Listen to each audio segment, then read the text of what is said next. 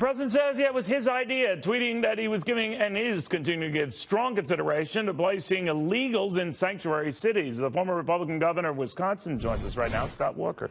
Governor, good to have you.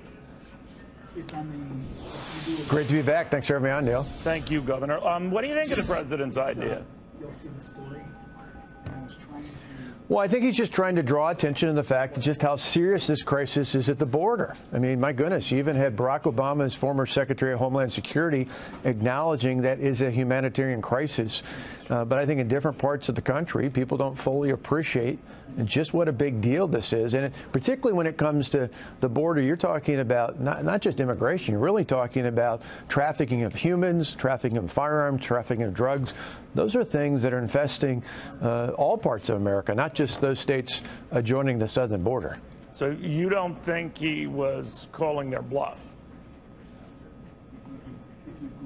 Well, I think that's just it. I mean, you know, in the past, I remember years ago when we were pushing, when I was a lawmaker a long time ago, we pointed out as a matter of an argument that we were trying to figure out what to do with perennial sex offenders, and there were some people that wanted to let them out in the communities. We said, well, why don't we put them in the neighborhoods where those people who are advocating for that? Now, obviously, we didn't go do that, but it was to make a point that you know, people say, well, it's not an issue when it's not in their own backyard. The fact of the matter is, if we don't do something about this crisis, it's going to continue to be a problem in Milwaukee, in every urban area, in fact, increasingly in suburban and rural areas.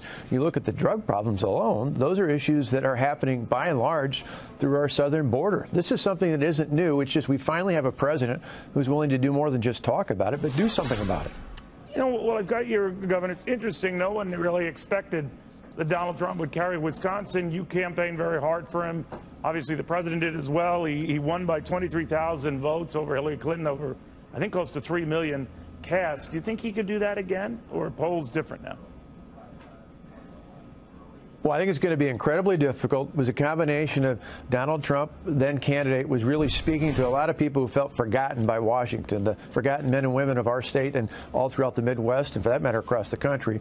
Combined with the fact that Hillary Clinton, you might remember, after she lost the primary in Wisconsin, never came back. I believe she didn't come back to Michigan either.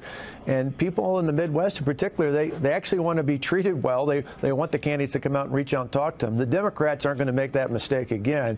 But I think if this race is a difference between more freedom and more prosperity versus less, and that's what you get with a socialist agenda, whether it's Bernie Sanders or any of the others talking out there, they're moving further and further to the left. I think if people realize we don't want to be like Venezuela, we want to be like America. And I think that's a message that can carry the state and carry the country. You know, you mentioned about what's going on in the Midwest as well, and the states that the president won.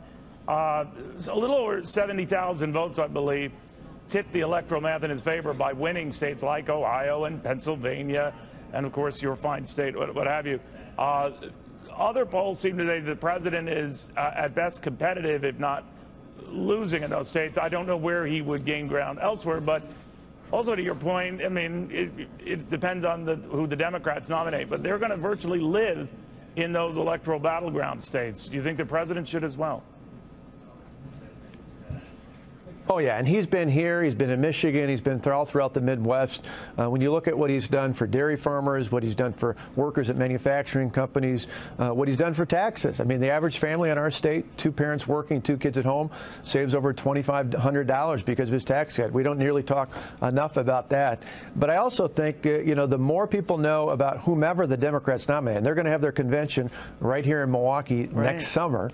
You know, to me, obviously they're not going to do this, but their best strategy would be not to tell us who their nominee is until a week before the election, because the more we know about that person, him or her, the more concerns I think Americans are going to have, and I think that's where the race tightens up. And that's depending whether they, you know, get to Wisconsin and they have a nominee. The reason why I'm dwelling on this, and maybe a bit too much, Governor, I apologize, is that the irony could be that the Electoral College at least provides a way for candidates to visit these battleground and other states, small states, rather than if it were, you know, a popular vote, they would live, if you're a Democrat in California or New York, if you're a Republican in Texas or elsewhere. And I'm wondering if the irony is just that they might now just camp out, both candidates, in states like yours. Oh, I think there's no doubt about it. You look at the Midwest, the path to the presidency in 2020 is clearly through states like Wisconsin, Michigan, Iowa, Ohio.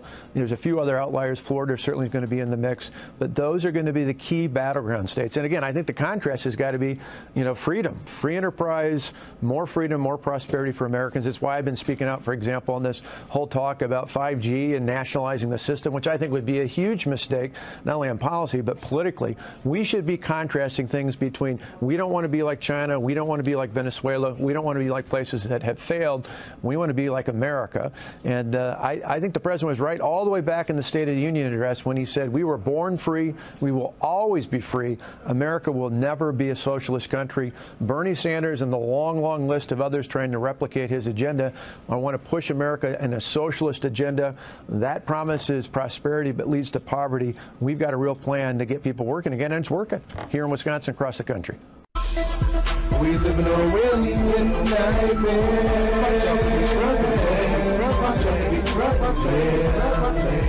We live in a really nightmare.